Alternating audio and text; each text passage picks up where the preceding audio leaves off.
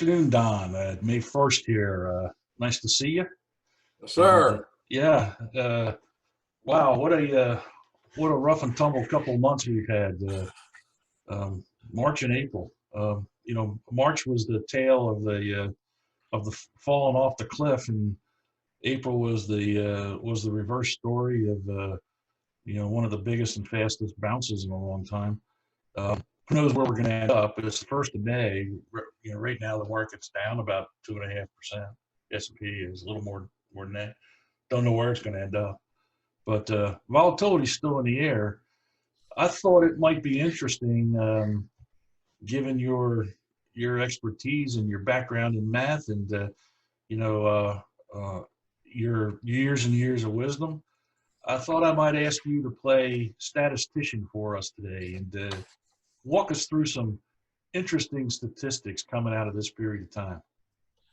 Well, to start with, I'm not so sure all this is mine, but I read it and I did actually look at it on the computer as far back as I go. But there's an indicator called a VIX, V-I-X. It's a measure of volatility in the markets, and we experienced one on March the 16th. It's the highest that's ever been recorded. And if you take the 9 highest readings of VIX, this thing we just went through, we have 4 of the 9.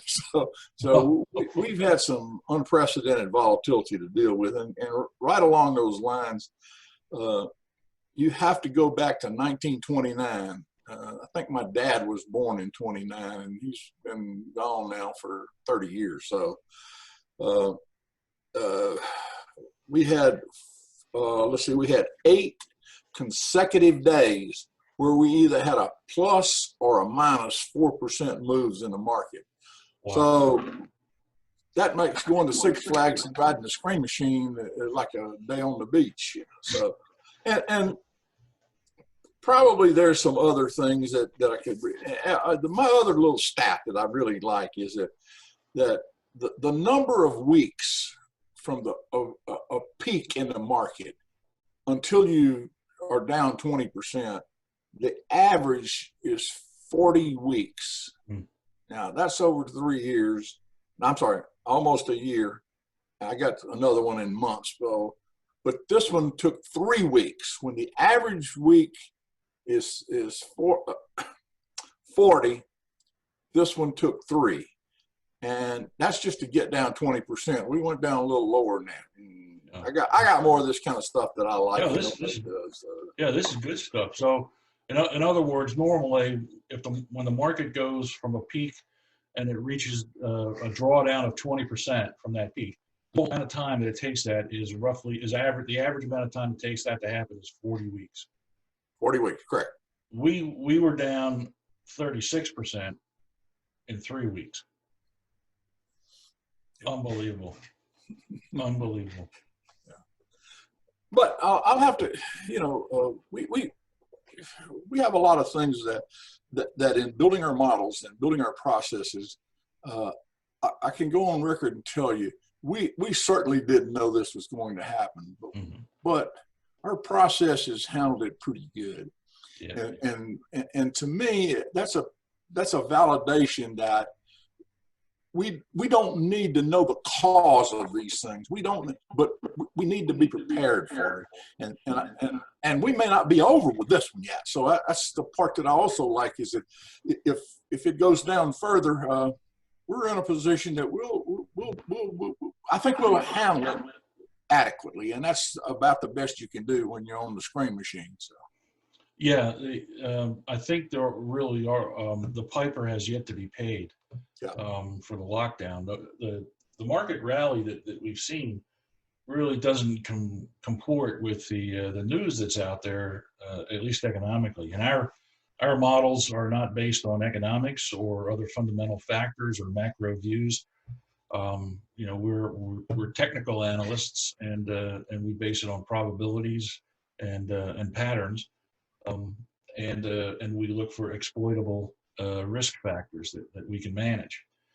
But just to me, when you've got 30 plus million people that are unemployed, and you've got hundreds of thousands of small businesses that, if this is May 1st, kind of my line in the sand is May 15th. I think if they're not back open and earning by the middle of this month, we're going to lose a significant number of them to bankruptcy. They just won't be able to open because they won't have any cash.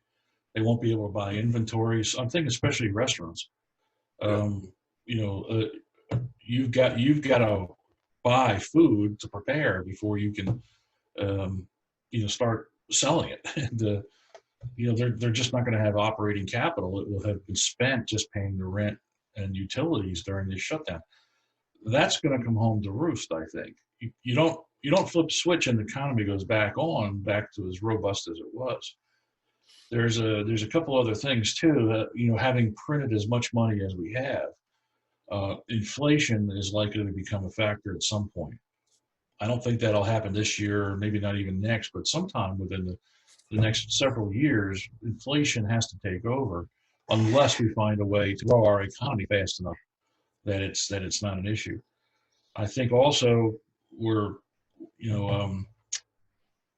got a bunch of states that are, Warren Buffett used to say, a rising tide lifts all boats, but it's when the tide goes out that you see who's swimming naked. And that has exposed an awful lot of states, this virus, this shutdown.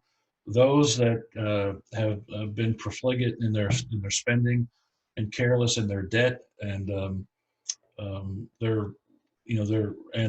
they have kind of unfunded pension liabilities for their public workers. That's going to come home to roost, and I think that they're going to look now to the federal government to bail them out, which means that you living in Georgia and I living in Pennsylvania, we're going to be asked to dig into our pockets and bail out the politicians in Illinois and the public workers in Illinois who won't get the pension that they've been promised. And to me, that's not fair. I'm not asking Illinois to pay me, but that's going to come home to roost. We've got CalPERS underfunded, Illinois underfunded, New Jersey tremendously underfunded. That amounts to trillions of dollars that somehow it's either going to be defaulted on or it's going to be taxpayer subsidized. Either way, it's going to be another blow to the economy. And the question is, when does it happen? The weaker the economy gets now, the more likely it is to happen sooner. So I think you're correct about the inflation, that there's unless we want to be like Argentina, somebody that has 200% inflation, that's their only resolution. I think we're a little more sophisticated than that, but we will have to deal with it, and how we deal with it will be interesting. And I'm legitimate. Well, you and I have already talked about this from a model building standpoint, and how so we're not going to be naive about it as we approach this at some point in time, but it's probably down the road. Yep. Anyway, we always have challenges. So you got any more numbers for me? I don't know if I got any more numbers for you, but I'm glad we're doing what we're doing. And yeah, me too.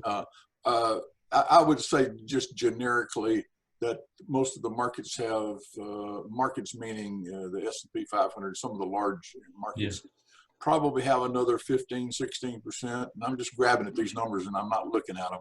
Yeah. To get back even, and most of our portfollios are probably 4 to 6, and some of them actually have already got back to new highs. If you could say that again, right while you were giving that fact, I think the Zoom network kind of made you sound like a robot. So you were saying like the S&P and the NASDAQ, they might have how much further to recovery?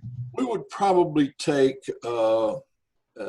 probably 10 to 16% to get back even, and most of our portfolios would probably be 4 to 5%, and some of them have actually made it back to all-time highs. So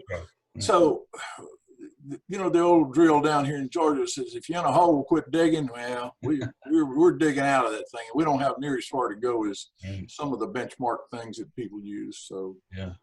I'm not ever happy, but I'm also glad I'm got you as a partner, and Yeah. we're digging. We're digging to get out of there. Yeah. I mean, you know, we're looking at right now the S&P is down 3% for the day. Our moderate and defensive growth portfolio isn't even down 1%. You know, it's not even close. Yes, that's what I'm talking about. You said it in facts, and I said it in gibberish. Well, we're going to see what happens here. There were just a few minor changes to the models, to the portfolios today for this month of May. We stay in a defensive position. We won't know whether that's at the moment that's the right decision. Yeah. You know, maybe next month or mid-month when we do a little update, we might review our volatility. Why is volatility so important to us in our our approach to things? And that it's just a refresher, but it'll be timely possibly. So I think that's a great idea. We'll make a plan to do it. You just remind me, because I'll remind you. I'll remind you. No problem. All right, my friend. I'll talk to you soon. Have a good day. You stay healthy.